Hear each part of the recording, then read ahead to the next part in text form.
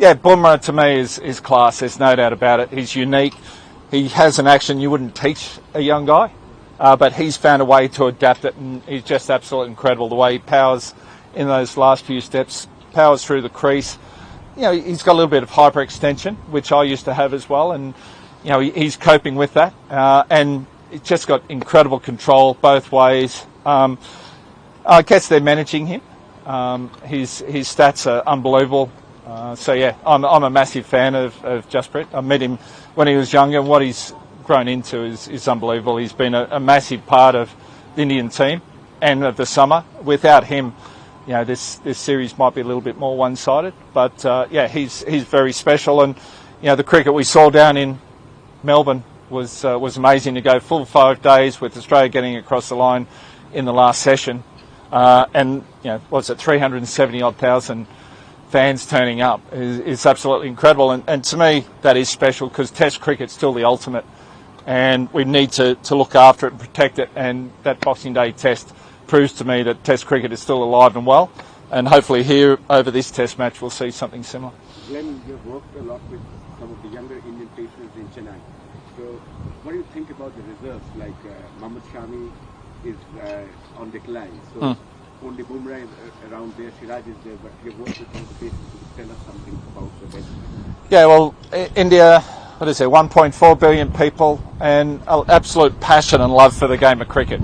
So cricket's nearly part of their culture now, and you know, any spare bit of land, they're playing cricket, and I see the passion they have working with the McGrath Pace Foundation now for the last 12 years. We've got Prasidh Krishna, who's in the squad. He's a good young bowler coming up, and I think he'll have a good career in front of him. So yeah, there's no shortage of young players there coming through, not just bowlers. We've seen Jasprit, but it's a different attitude these youngsters have, isn't it? They don't seem to have any fear. They go out and they play, and that's what I love. I love seeing sports people perform without fear. You know, we've seen young Sam Constas as well go out there, and that's what we want to see. So yeah, there's no shortage of young cricketers coming through India at the moment. When do you think there's a final question, guys? Yep. just in regards to talk about Mitch Stark's fitness and him playing off 5 tests, like, do Australia need to be careful there as far as Mitch goes, or do you still play bowl on day 5 in Melbourne? You know, it's probably worth taking the risks to play this test. Well, it also depends on the test and the state of the series, and this is a massive game. Australia haven't beaten India for the last two series they lost here in Australia, which is nearly unheard of for Australia to lose to India. So it is a massive test match. Australia really want to drive this last test home. I guess it'll be up to Mitch and the powers to be. I think he'll be doing everything possible to be out in the middle. He's such a massive part of the Australian team.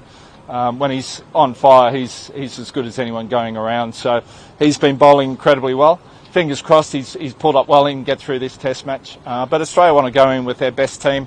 To lose Hazelwood was a big blow, but the way Scotty Boland came in and just picked up has been amazing. So, yeah, I think Australia will go in with their best team, and I hope Mitchell Stark's out there come day 1.